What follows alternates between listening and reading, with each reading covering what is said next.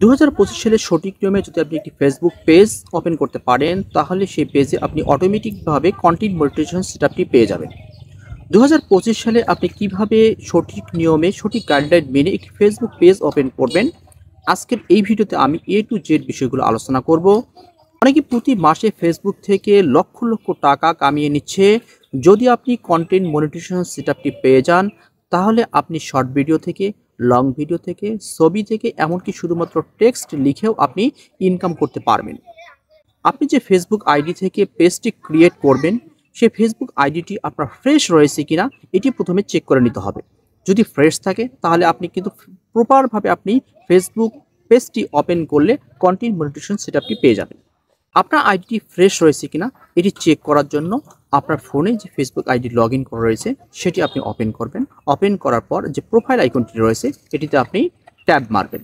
Tap করার পর এর পাশে ড্যাশবোর্ডের পাশে যে আপনি 3 ডট লাইন দেখতে পাচ্ছেন, এখানে আপনি প্রেস করে দেবেন। প্রেস করে দেওয়ার পর এখানে দেখবেন প্রোফাইল স্ট্যাটাস নামে একটি অপশন দেখতে পাবেন, এখানে আপনি প্রেস করে দেবেন। প্রেস করে দিলে এখানে আপনি দেখতে পাবেন যে আপনার প্রোফাইল পিকচারের নিচে এই দেখুন কর্নারে এখানে একটি টিক মার্ক, সবুজ টিক মার্ক রয়েছে।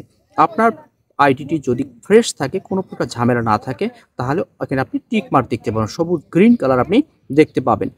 আর যদি আপনার আইডিটি কোনো প্রকার ঝামেলা থাকে, কোনো গাইডলাইন ইস্যু থাকে, তাহলে কিন্তু এখানে আপনি রেড মার্ক দেখতে পাবেন। চলুন তাহলে শুরু করা যাক। Let's get started.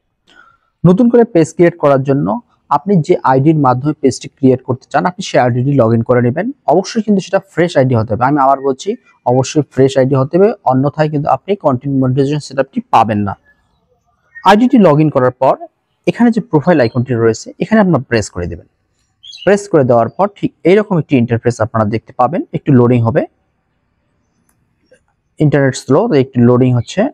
হ্যাঁ জি, লোডিং হওয়ার পর ঠিক এরকম একটি ইন্টারফেস আপনারা দেখতে পাবেন। এরপর এখান থেকে যে পেজ নামে অপশনটি দেখতে পাবেন, এই পেজ অপশনে আপনারা প্রেস করে দেবেন। পেজ অপশনে প্রেস করে দেওয়ার পর এখানে যে ক্রিয়েট নামে একটি অপশন আপনারা দেখতে পাবেন, এই ক্রিয়েট নামে অপশন আপনারা প্রেস করে দিবেন। প্রেস করে দেওয়ার পর এখানে আপনারা দুইটি অপশন দেখতে পাবেন, একটি রয়েছে পার্সোনাল, একটি রয়েছে প্রফেশনাল। এই দুই জায়গাতে ম্যাক্সিমাম যারা পেজ ক্রিয়েট করে তারা ভুল করে থাকে, তারা পার্সোনাল পেজটি ক্রিয়েট করে ফেলে। এখানে যে প্রফেশনাল পেজটি রয়েছে, এই প্রফেশনাল পেজটি আপনাকে ক্রিয়েট করতে হবে। এখানে টিক মার্ক দিয়ে দিবেন। দেওয়ার পর এখানে যে নেক্সট অপশন রয়েছে এখানে আপনারা প্রেস করে দিবেন। প্রেস করে দেওয়ার পর এখানে একটা পেজ নেম সেটআপ করতে হবে। আপনাকে এমন কি নাম সেটআপ করতে হবে যে নামে অন্য কোনো পেজ নেই, এমন একটি নাম আপনাকে সেটআপ করতে হবে। এখন আমি এখানে একটি আমার পেজের নাম লিখে দিচ্ছি। আমি লিখে দিচ্ছি health, HELTH, health tips, TIPS tips 01। Health tips 01 মানে হচ্ছে আমি স্বাস্থ্য সম্পর্কে এই পেজে আমি আপডেট দেব। আপনারা চাইলে আপনাদের নামেও আপনারা ক্রিয়েট করতে পারেন।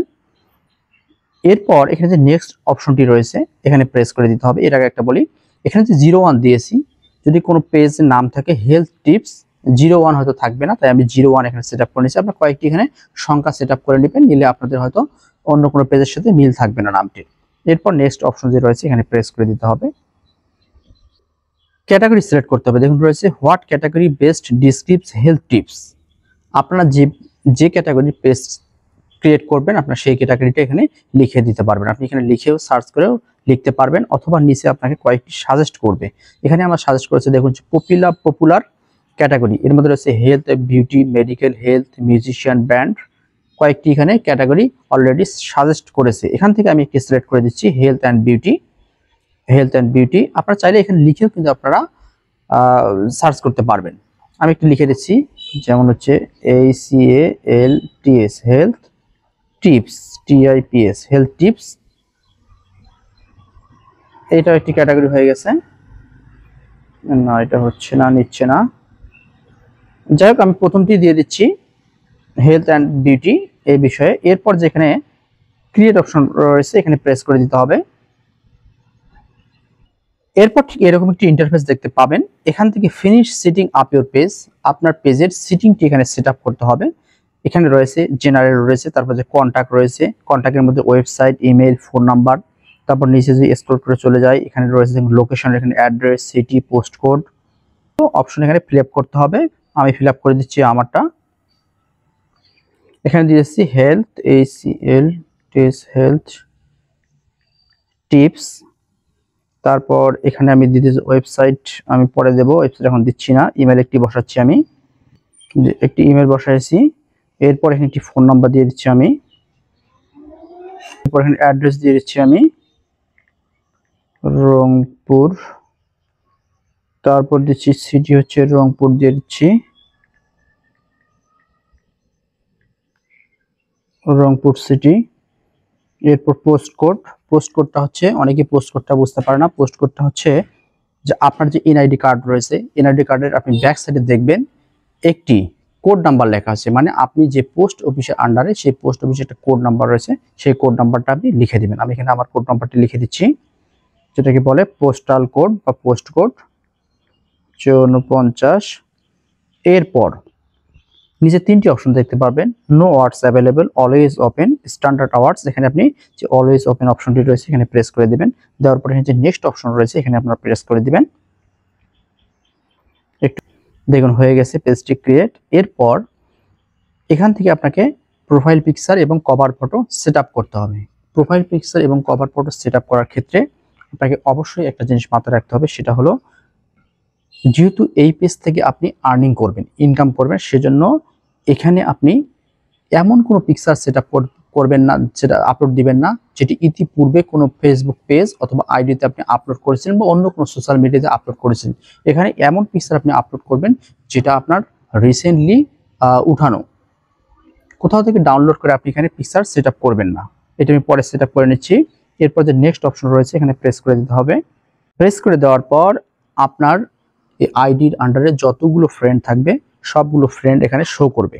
এখান থেকে আপনি আপনার পেজের জন্য আপনি রিকোয়েস্ট পাঠাতে পারবেন। আপনি এই কাজটি পরেও করতে পারেন। আপনি কিছু পোস্ট আপনার পেজে কিছু পোস্ট করার পর যখন কয়েকটি পোস্ট হবে তারপর আপনি ইনভাইট করতে পারেন, সবচেয়ে বেটার হয়। এরপর এখান থেকে যে নেক্সট অপশন রয়েছে এখানে আপনার প্রেস করে দিবেন। প্রেস করে দেওয়ার পর এখানে যে ডান অপশনটি রয়েছে এখানে প্রেস করে দিতে হবে।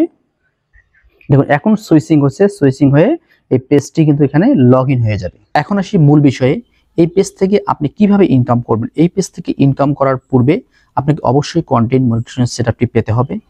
কিভাবে খুব সহজে কন্টেন্ট মনিটাইজেশন সেটআপটি পাবেন তার জন্য আমি একটি বিশেষ টিপস আপনাদের সাথে শেয়ার করতেছি।